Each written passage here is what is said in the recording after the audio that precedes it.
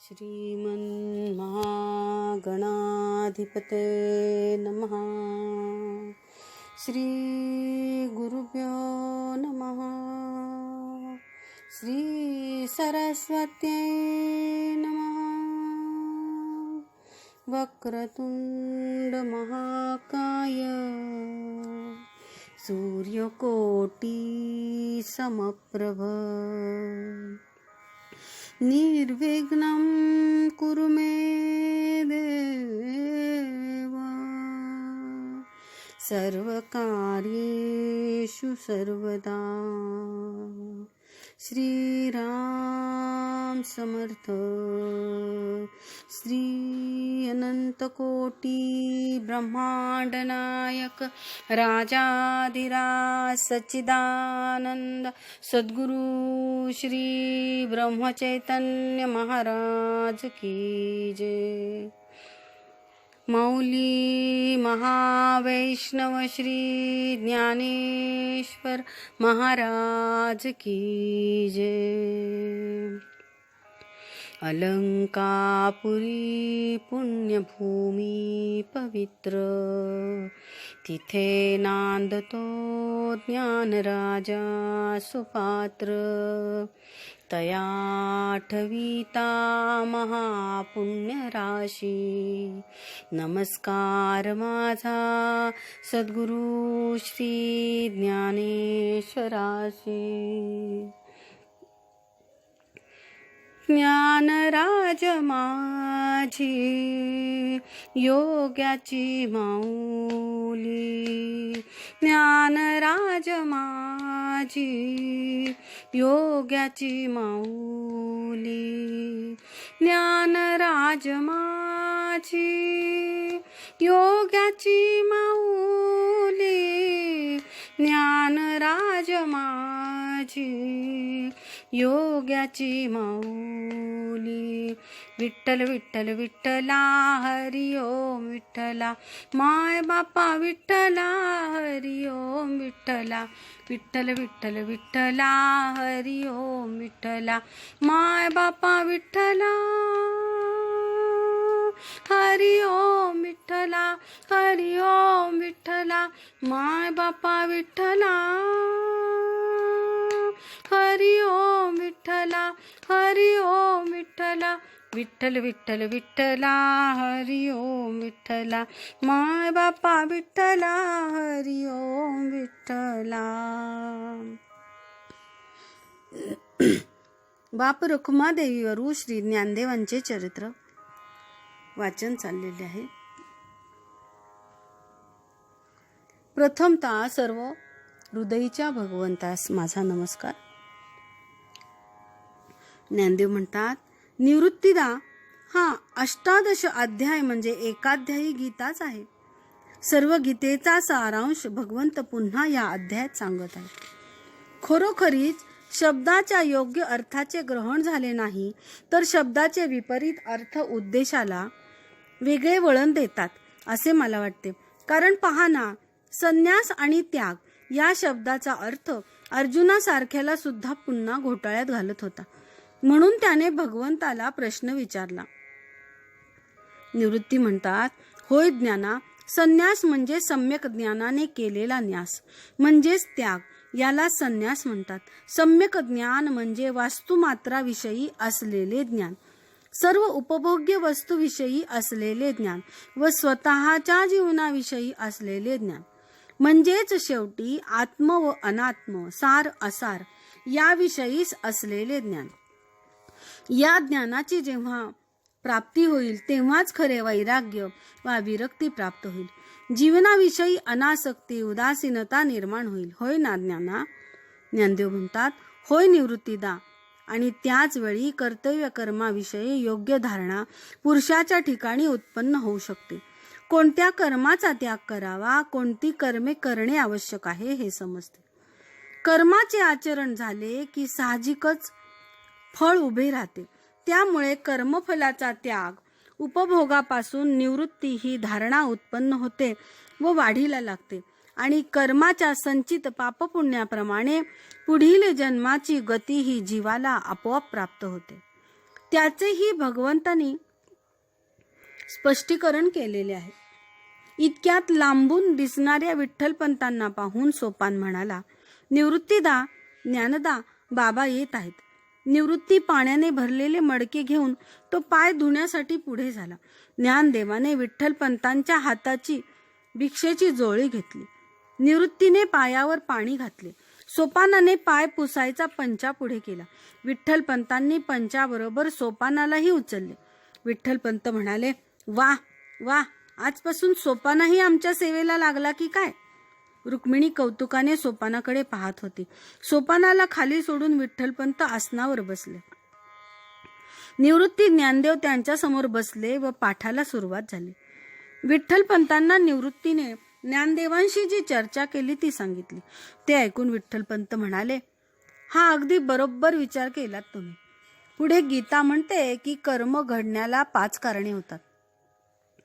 त्याचा विचार सांख्यशास्त्रात केला आहे आणि सांख्यशास्त्र भगवंतांनीच कपिल मुनींच्या अवतार कार्यात स्वतःच्या मातेला देवाहुतीला सांगण्याच्या निमित्ताने प्रगट केले. आणि विठ्ठलपंतांनी पूर्वी म्हणजे दुसऱ्या अध्यायाच्या वेळी खुलासेवार सांगितलेले सांख्यशास्त्र पुन्हा एकदा संक्षिप्तपणे सांगितले. विठ्ठलपंत म्हणतात, अधिष्ठान म्हणजे आधार. कर्माचे अधिष्ठान शरीर. जीवाला शरीर धारणेशिवाय कर्माचे आचरण करताच येणार नाही. त्यामुळे कर्म घडण्याला पहिले कारण देह होय. दुसरे कारण कर्ता.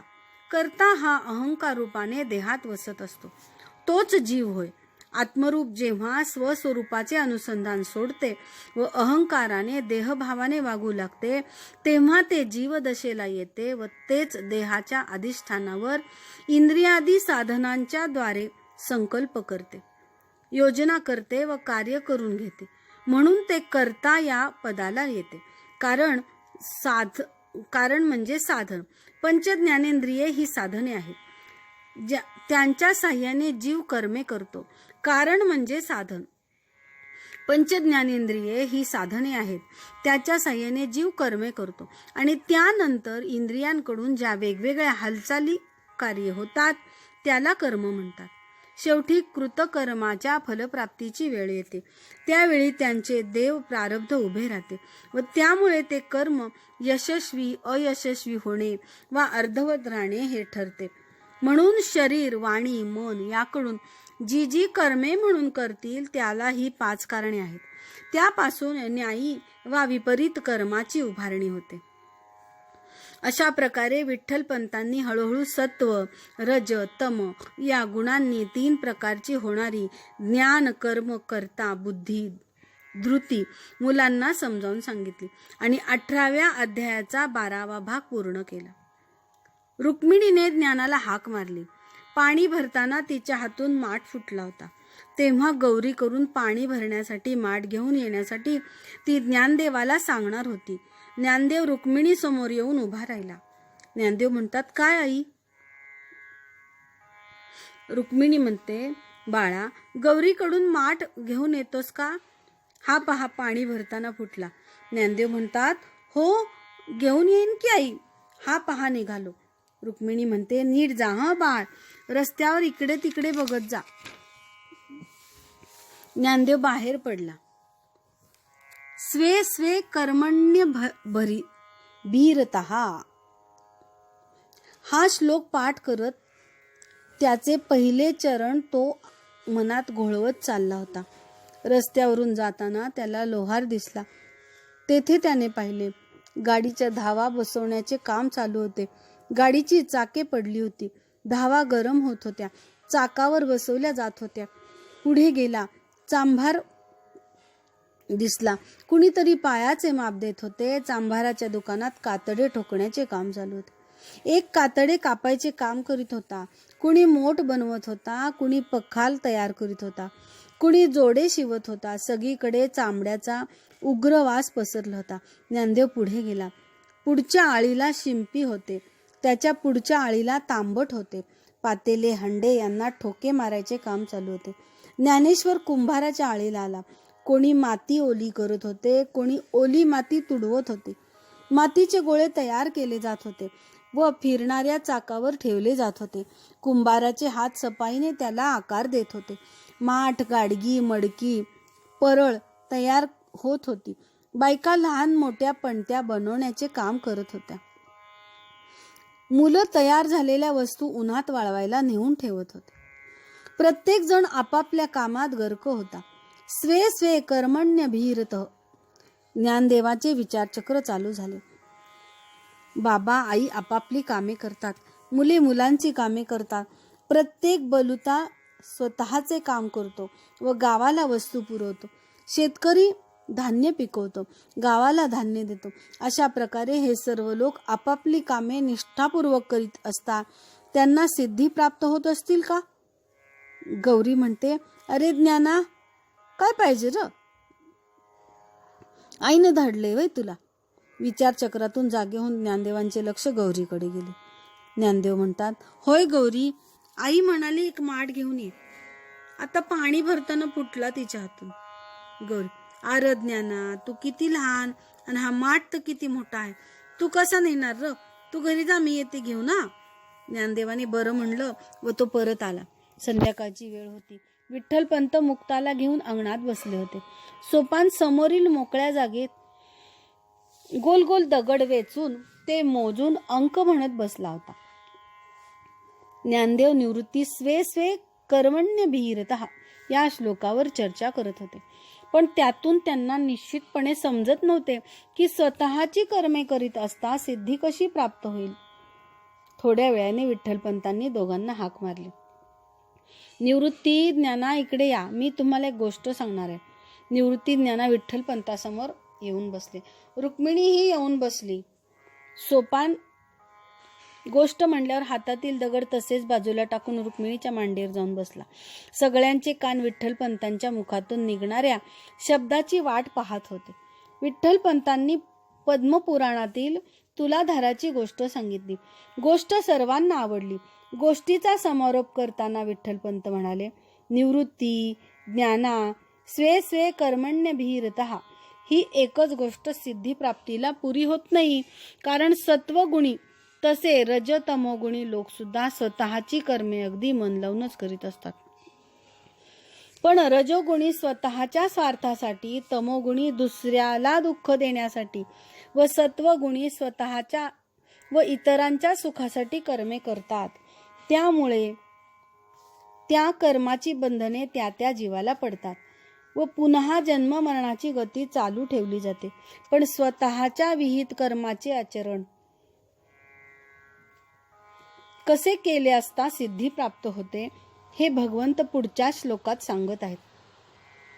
ही सर्व सृष्टी परमेश्वराने निर्माण केली आहे. या सृष्टीतील सर्व पदार्थात, वस्तुमात्रात, प्राणीमात्रात परमेश्वरच भरून आहे. या धारणेने स्वतःच्या विहित कर्माने परमेश्वराचीच पूजा करीत आहे. अशी धारणा ठेवून निष्काम भावनेने जर कर्माचे आचरण केले तर निश्चितच सिद्धी म्हणजे परमगती प्राप्त होते. आणि म्हणून स्वतःचा धर्म हा महत्वाचा आहे. स्वतःचा धर्म बाह्यतः दिसणाऱ्या स्वरूपावरून कमी प्रतीचा वाटला तरी तोच श्रेष्ठ आहे. तसेच परक्याचा बाह्यता उत्तम दिसणारा धर्म कधीही आचरू नये. कारण प्रत्येक धर्मात काही चांगलेपणा व काही वैगुण्य असतेच. म्हणून स्वधर्माच्या आचरणाने, निष्काम भावनेने आचरल्याने परमेश्वराची पूजा होते. या भावनेने आचरल्याने मन शुद्धी होत जाते व शेवटी परमगतीचा लाभ होतो. निवृत्ती, ज्ञाना, लक्षात आला? स्वे स्वे कर्मण्य भीरतः याचा अर्थ. निवृत्ती ज्ञानदेवांनी मानेने हो म्हणले.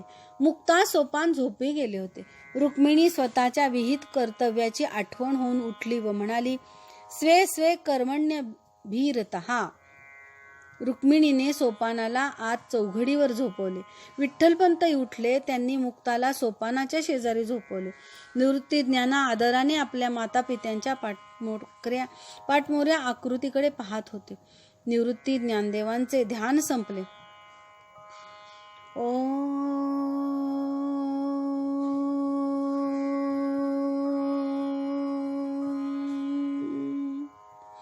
ओंकाराचा एक दीर्घ ध्वनी त्यांच्या मुखातून निघाला.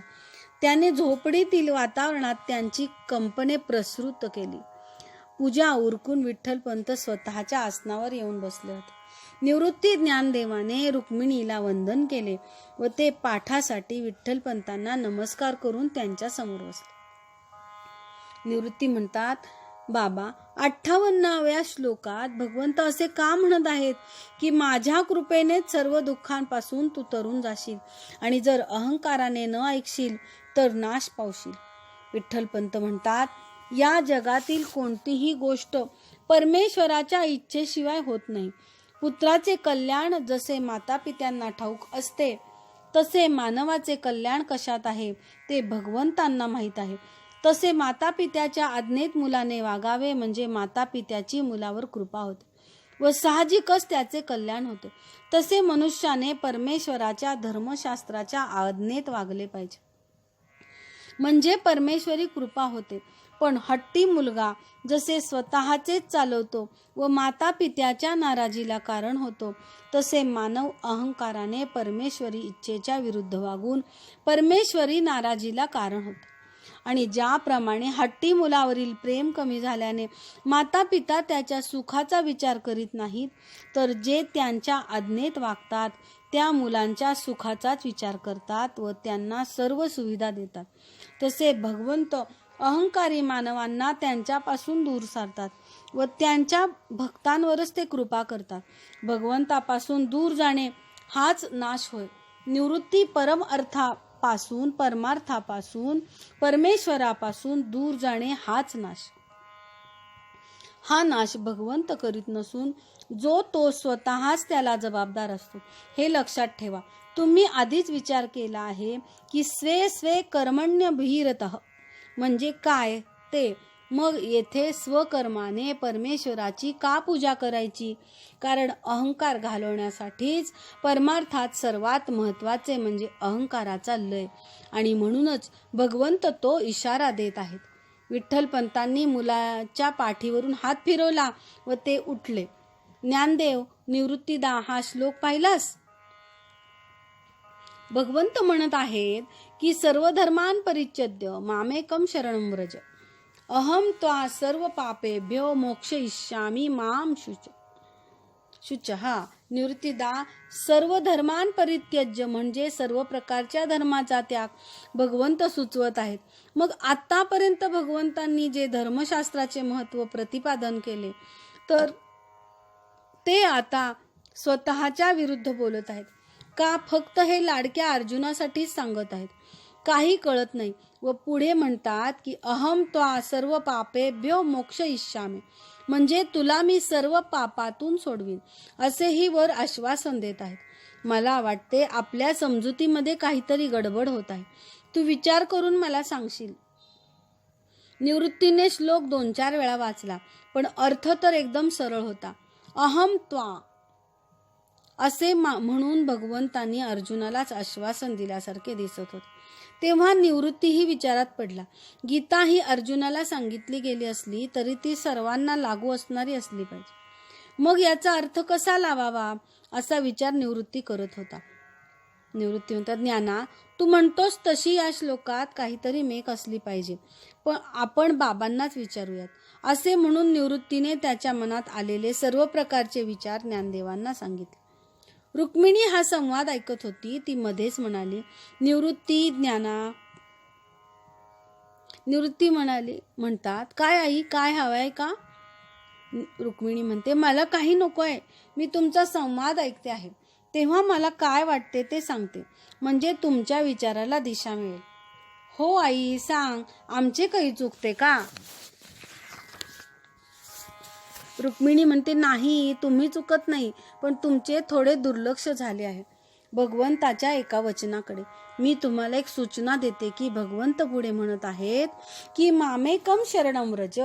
या वचनाचा अर्थ लक्षात घेतल्यावर विचारात काही सुधारणा होते आहे का पहा. मला वाटते मग तुम्हाला त्या श्लोकाचा योग्य अर्थ लागेल. रुक्मिणीने मुलांच्या बुद्धीला चालना दिली व ती स्वतःच्या उद्योगाला लागली. निवृत्ती, ज्ञानदेव विचार करू लागले. ज्ञानदेव म्हणतात, निवृत्तीदा, आई म्हणते त्याप्रमाणे मी पुढच्या अर्ध्या चरणाचा विचार करायलाच विसरलो. म्हणजे मग श्लोकाचा अर्थ असा होईल की सर्व प्रकारच्या धर्माचा त्याग कर व मला शरण ये, म्हणजे मी तुला सर्व पापातून मुक्त करीन. निवृत्तीनाथ म्हणतात, बरोबर ज्ञाना, एकूण अर्थ असाच होईल. निवृत्ती रुक्मिणीकडे वळून म्हणाला. निवृत्ती म्हणते, आई म्हणजे चूक करायची आणि शरण जाऊन क्षमा मागायची व सुटका करून घ्यायची असेच ना? रुक्मिणी म्हणते, अगदी तसे नाही. निवृत्ती, चूक करून क्षमा मागायची म्हणजे पुन्हा चुका करायला मोकळा, असा प्रकार भगवंताला चालणार नाही. विठ्ठलपंत झोपडीच्या दारातून आत डोकवत म्हणाले, काय चालणार नाही भगवंतांना? कोण चुका करून क्षमा मागतोय बरं? मला तरी कळू द्या. विठ्ठलपंत पाय पुसत आसनावर आले. त्यांनी प्रश्नार्थक नजरेने रुक्मिणीकडे पाहिले. तेव्हा रुक्मिणी म्हणाली, मुलांनाच विचारा काय ते. मी आपली उगाच अडलेल्या गाडीला थोडी ढकलू पाहत होते. आणि मग निवृत्ती ज्ञानदेवांनी तो श्लोक वाचला. त्यांच्या अर्थाविषयीचे सर्व विचार विठ्ठलपंतांना सांगितले. विठ्ठलपंत म्हणतात, असं एकूण असा विचार चालला होता तर. पण निवृत्ती ज्ञाना, तुमच्या आईने अतिशय महत्वाची सूचना दिली होती, हे मात्र खरे आहे. असो, सर्व धर्मान परित्यज्य हे अर्जुनाला सांगितले होते. याचे कारण युद्ध करण्याविषयी म्हणजे कर्तव्य कर्माविषयी अर्जुनाला जो संभ्रम झाला होता आणि त्यामुळे अर्जुनाची जी किंकर्तव्य मूढ अशी अवस्था झाली होती, त्याला ते भगवंतांनी दिलेले उत्तर होते. धर्माधर्माचा विचार हा निर्णयाप्रत नेणे अवघड आहे. केवळ तो विचार करीत बसून काहीच कार्य होणार नाही. तेव्हा कर्तव्याचा विचार, स्वधर्माच्या आचरणाचा, विहित कर्माच्या आचरणाचा विचार प्रथम केला पाहिजे व ते कर्तव्य पार पाडले पाहिजे. मग बाबा, अशाने अधर्माचे सुद्धा आचरण घडेल व त्याचा दोष लागेल. विठ्ठलपंत म्हणतात, कर्तव्याचे, विहित कर्माचे, स्वधर्माचे आचरण असेच भगवंतांना म्हणायचे आहे. स्वार्थासाठी, उपभोगासाठी निषिद्ध कर्माचे आचरण यामध्ये अपेक्षित नाही. शिवाय परमेश्वराला शरण जाऊन म्हणजे यापूर्वीच्या श्लोकात सांगितल्याप्रमाणे अहंकाराचा लय करून स्वकर्माच्या साह्याने परमेश्वराचीच पूजा करणे, या हेतूने उद्देशाने कर्माचे आचरण करणे हाही भाग त्यात समाविष्ट आहे. आणि शिवाय 17व्या अध्यायात सांगितल्याप्रमाणे परमेश्वरार्पण बुद्धीने कर्माचे आचरण झाले की, अर्थात कर्माच्या आचरणात काही चुका असल्यास, काही दोष असल्यास परमेश्वर त्या सुधारून घेतो, असे आश्वासन भगवंतांनी दिले आहे. म्हणजे त्वाम सर्व पापेभ्यो मोक्षयिष्यामि या भगवंताच्या वचनाचा असा अर्थ निघतो. तेव्हा भगवंत जे बोलले ते अयोग्य, विरोधाभासाचे किंवा आपला परका असा भेद ठेवून बोललेलेच नाही. हा श्लोक जरी बाह्यता अर्जुनाला उद्देशून आहे असं वाटलं, तरी तो तुम्हा आम्हा सर्वांना उद्देशून आहे. जेव्हा कर्तव्य निष्ठाविहित कर्माचे, स्वधर्माचे आचरण करणे, परमेश्वराला शरण जाऊन त्यालाच सर्व कर्मे अर्पण करणे आणि मग परमेश्वर प्रसन्न होऊन कृपा प्रसाद देतो, सर्व प्रकारच्या पापापासून जीवाला तारून नेतो, असा एकूण या श्लोकाचा अर्थ आहे असे समजा. ज्ञानदेव म्हणतात, बाबा, आम्हाला या श्लोकाचा अर्थ आत्ता समजला. नंतर विठ्ठलपंतांनी गीतेचा संप्रदाय म्हणजे काय याची माहिती दिली. अर्जुनाला भगवंतांनी सांगितलेले तत्वज्ञान उत्तम प्रकारे समजले होते, म्हणून भगवंतांनी त्याला प्रश्न विचारताच त्याने मोह गेला म्हणून सांगितले. मोह गेला याचा अर्थ मोहाचे जे मित्र षडरिपू, काम, क्रोध, मोह, लोभ, मद, मत्सर या सर्वासह तो गेला, असेच अर्जुनाला म्हणायचे होते. आणि त्यामुळे अर्जुन कर्तव्यनिष्ठेने स्वधर्माचे आचरण म्हणून निष्ठेने युद्ध करू शकला. भीष्म, द्रोण यांच्याशी युद्ध करताना तो बिलकुल कचरला नाही व शेवटी यश प्राप्त करून घेतले. अशा प्रकारे विठ्ठलपंतांनी श्रीगीतेचा समारोप केला. मुलांना तसेच रुक्मिणीला विठ्ठलपंतांची रसाळ वाणी ऐकून आनंद झाला. आज घरातील वातावरण प्रसन्न होते, ते विशेष प्रसन्न होते. श्रीराम. आजची ही वाचन सेवा श्री सद्गुरू महाराजांच्या कृपेने पूर्णत्वास आलेली आहे आणि ती श्री सद्गुरूंच्या चरणी अनन्य भावे शरणागतीने मी समर्पित करत आहे. ज्ञानराज माझी योग्याची माऊली, ज्ञानराज माझी योग्याची माऊली, ज्ञानराज माझी योग्याची माऊली, ज्ञानराज माझी योग्याची माऊली. विठ्ठल विठ्ठल विठ्ठला हरी ओम विठ्ठला, माय बापा विठ्ठला हरी ओम विठ्ठला, विठ्ठल विठ्ठल विठ्ठला हरी ओम विठ्ठला. श्री अनंत कोटी ब्रह्मांड नायक राजाधिराज सच्चिदानंद सद्गुरु श्री ब्रह्मचैतन्य महाराज की जय.